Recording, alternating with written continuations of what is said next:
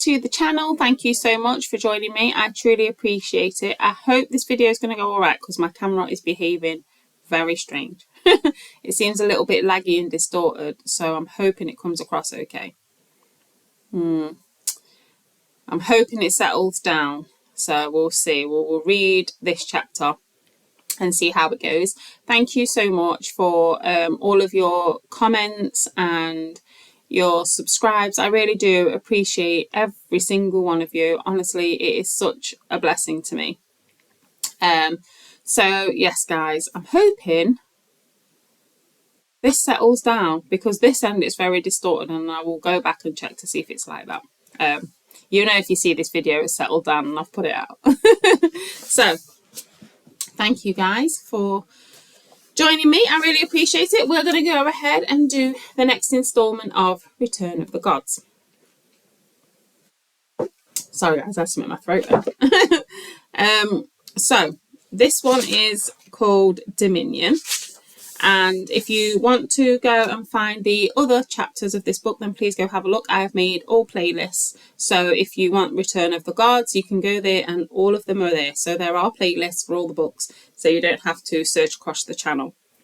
I know that much about technology. That's about it. So let's go ahead and read this chapter.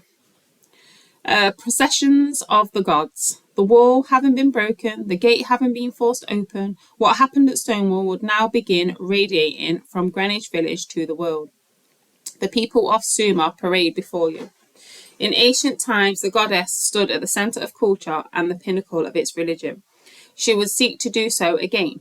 She would begin transforming the rage and violence of Stonewall into a movement, and as her ancient cult involved sacred events, an annual commemoration, observances and festivals, she would now turn the Stonewall Uprising into a sacred event to be religiously commemorated annually with its own rituals, observances and festivals.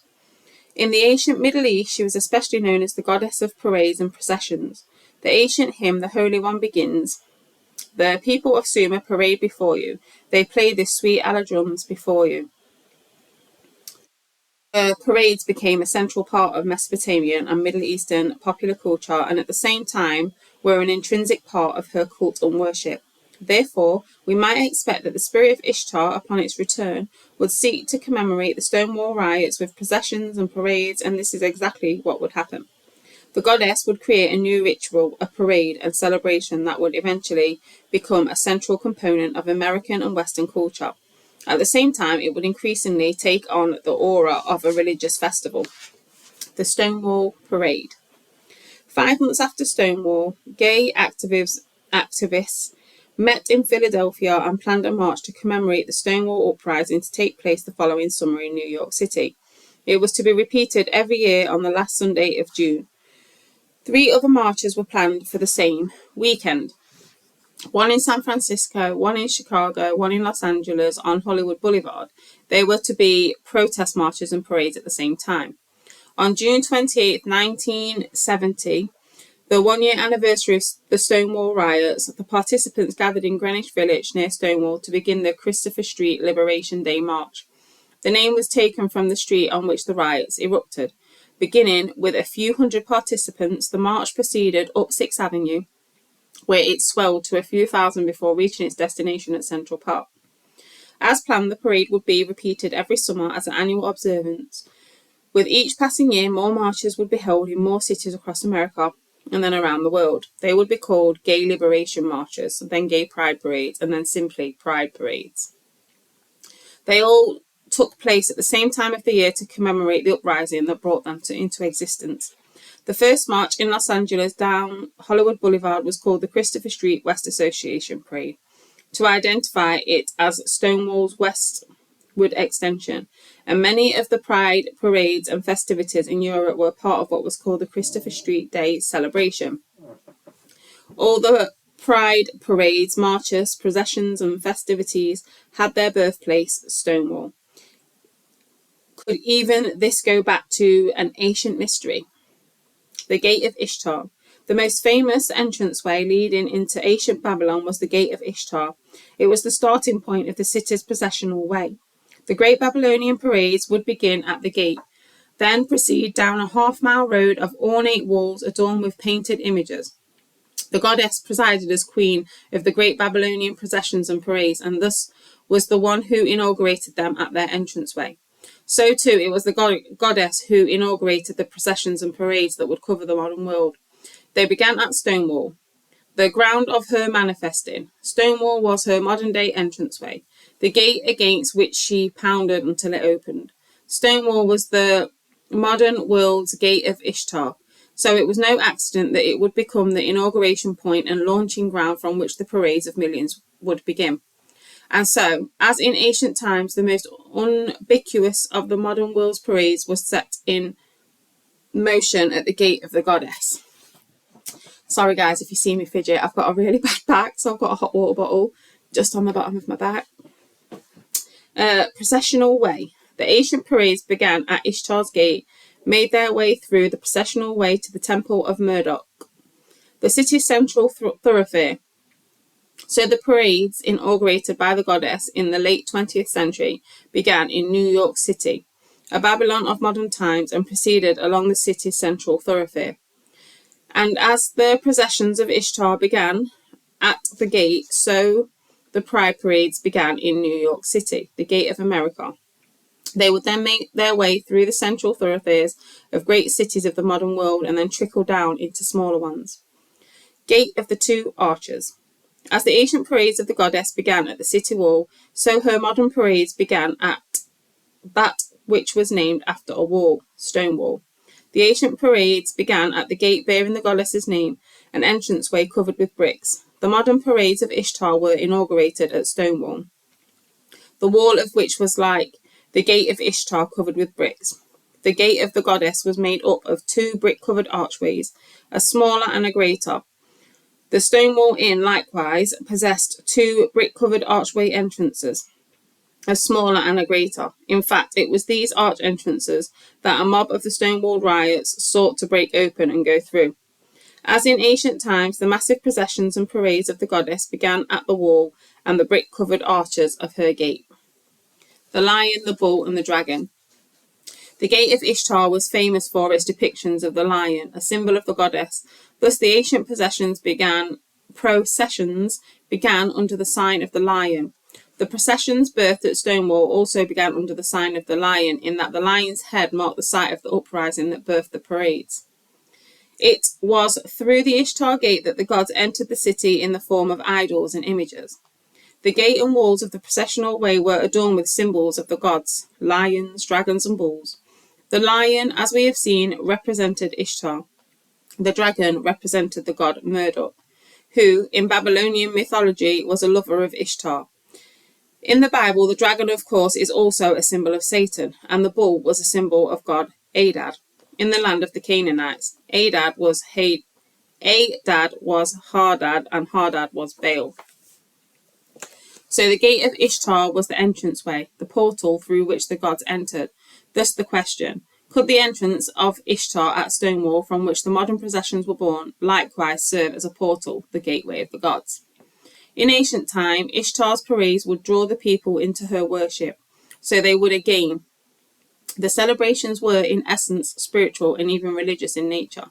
In a panoply of music and colour, American and Western culture were being entranced into the worship of the goddess. If behind the parades of Pride Month were the processions of the goddess, could the descriptions of the ancient pageants give us a revelation into the spectacles of our day? So I'll go ahead and do the next chapter, because these chapters are only about 2 pages. So I'll go ahead and do the next one, guys. It's called Spectacles of the Enchanted. If we were back in ancient times and witnessed the parades of the goddess, what would we have seen? Do we have any idea? We do. Parade of the goddess. The ancient writings of Mesopotamia describe them. The people of Sumer parade before you. I say hail to Inanna, Ishtar, great lady of heaven. They beat the holy drum and timpani before you. They play the holy harp and timpani before you. The people of Sumer parade before you. Ishtar parades involve harps and drums, music and rhythm. They could be sombre or even anguish-filled processions, or loud, festive and celebratory pageants. The parades were known for something else, the bending of gender. The people of Sumer parade before you. The women adorn their right side with men's clothing. The people of Sumer parade before you. The men adorn their left side with women's clothing. The parades of the goddess featured men dressed as women and women dressed as men, each dressed as both. Male priests parading as women and cultic women acting as men. They were public pageants and spectacles of the transgendered, the cross-dressed, the homosexual and the intersexual, the cross-gendered. The return of the Mesopotamian parade. If the goddess was to return to the modern world and to Western civilization, what would happen? Could the processions of the goddess return as well? Could her parades of the cross-gendered, of the androgynous, the homosexual, the transsexual, of men dressing as women and women dressing as men, could they manifest again in the modern world? The mystery would ordain that they would. And that is exactly what would happen. The return of the goddess to Stonewall inaugurated the return of her ancient parades. After nearly 2,000 years, the goddess inhabited processions of the cross-gendered, begin reappearing on the urban streets of the modern world. Once they were seen in the streets of Uruk, Akkad, and Babylon. Now they would manifest in the streets of New York, London, and Paris. The Pride parades were resurrections of the goddess's ancient cultic parades. Pageants of the cross-gendered. Even a modern transgendered commentator writing of the goddess's ancient festival could not fail to see the connection. The description of the festival appears to show the people of the city cross-dressing specifically for the purpose of celebration. Indeed, the whole thing sounds very like a gay pride parade. One paper on ancient views of sexuality, citing the processions of the goddess, notes that her cross-gendered participants took part in public processions, singing, dancing, wearing costumes, sometimes wearing women's clothes and carrying female symbols. So the pride parades would involve the same elements: singing, dancing, costumes, men wearing women's clothing and carrying female symbols, men of coloured fabrics. An ancient Sumerian inscription says this of the participants in the goddess's processions: the male prostitutes comb their hair before you. They decorate the napes of their necks with coloured scarves. A modern commentary on the inscription says this: in order to look like a woman, some of these homosexual priests let their hair grow long, and then, after tightening their hair grips for her, male prostitutes would parade before her, holy Inanna, Ishtar. The locks of her hair at the back are adorned for her with coloured tags. The mention of both cross-gendered men and coloured cloths is also striking, as both elements describe the modern pride parades. The prominent use of coloured fabrics can be found in the clothing, signs, flags displayed in the processions. Carnivals of Pride. The goddess's ancient parade is described by one Mesopotamian scholar as a carnival-like procession. So the pride parade of modern time, though born of protest, had likewise evolved into carnival-like processions. The writer goes on to describe other aspects of the ancient processions. Not only do people parade playing musical instruments, but also costumed asexual or hermaphrodite personnel. Transvestites wearing male attire on the right side and female attired on their left. One can see each of these elements present in some way in the modern pride parades, and label pride itself is unwittingly connected to the goddess. Pride was central to her nature. One of her hymns addresses her as an impetuous lady, proud among the Inanna gods, full of pride. Muddy paints, artful eyes, and purple stripes. Here, in his novel Metamorphosis, the 2nd century Roman writer Apuleius gives a glimpse into the spectacle that would attend the goddess's parades, as he described the trappings of the related ancient male priesthood of the Gali. The following day they went out wearing various coloured undergarments with turbans and saffron robes and linen garments thrown over them, and everyone hideously made up their faces, crazy with muddy paints, and their eyes artfully lined.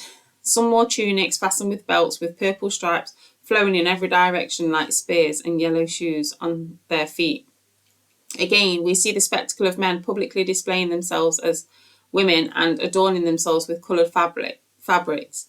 Apuleius' description also includes the mention of eyeliner and heavily exaggerated makeup.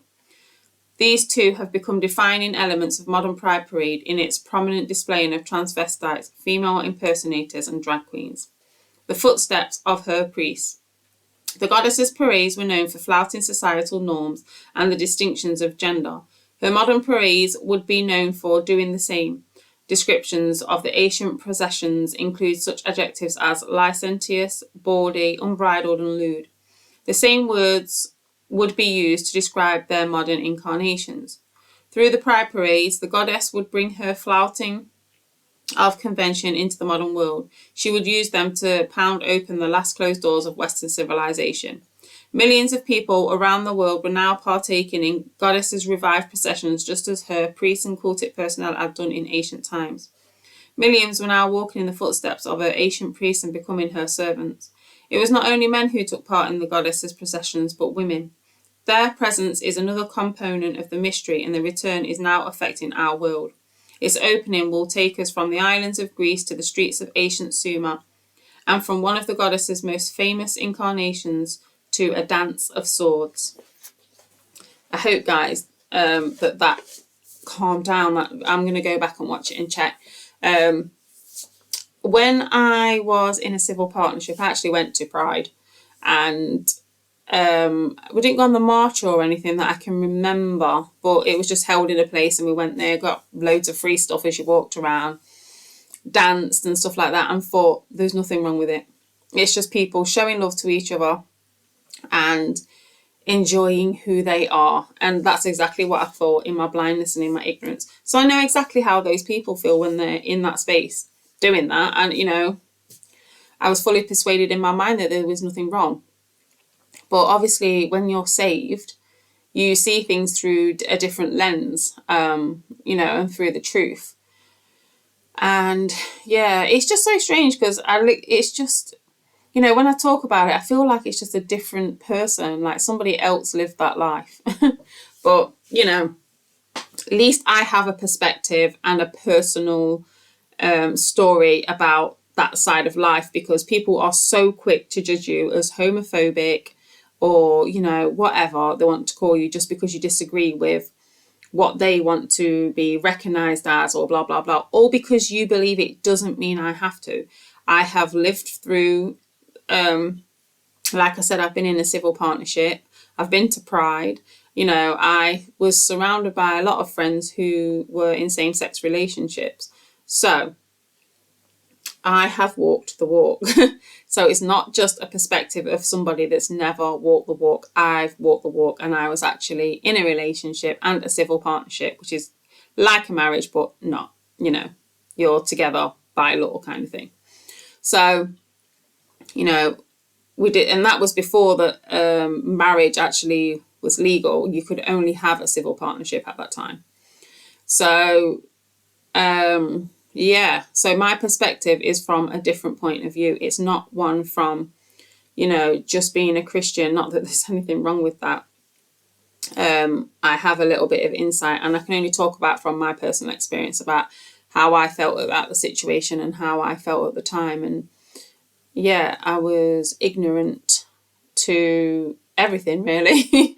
Honestly, you know, as a lost sinner, I was so ignorant and deluded. But hey, we've all been there until the Lord Jesus Christ saved us and shown us the truth. And the more you spend time in his word, the more you see the truth, the more disturbing it actually is. But that should not deter you from reading the word. And, you know, that's where you need to be every single day. Have some discipline.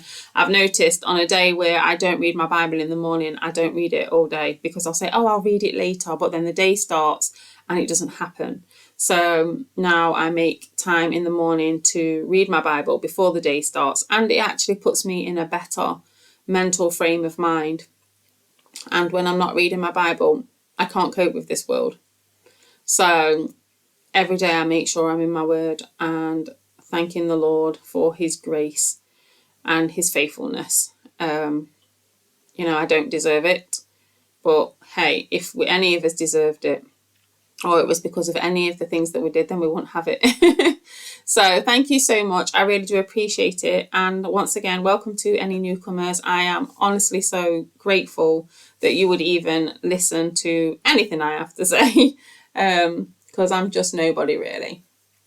I've just wanted to use this channel for something good, because it used to be my tarot channel. And yeah, so you know, things that are meant for evil will always turn for good. And that's what I'm hoping this channel will be.